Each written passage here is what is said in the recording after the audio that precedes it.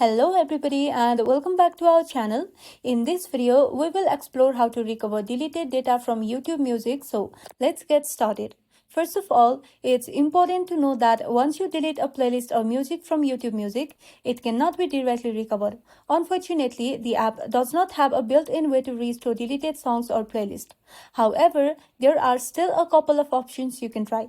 One of the best ways is to check Google Takeout. If you've previously backed up your data using Google Takeout, you might be able to recover your music. Just visit takeout.google.com and check if your music is there.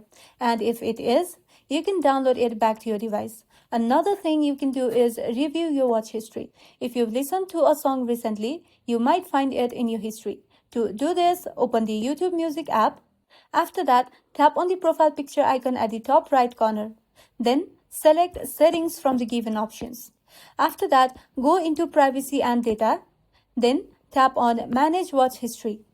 Here, you can see the songs you played recently and it might help you find the tracks you thought were lost. And that's all. While deleted playlists and music can't always be fully restored, these tips can help you recover some of your lost songs. If this video was helpful, don't forget to like and subscribe for more of these videos, and thank you for watching.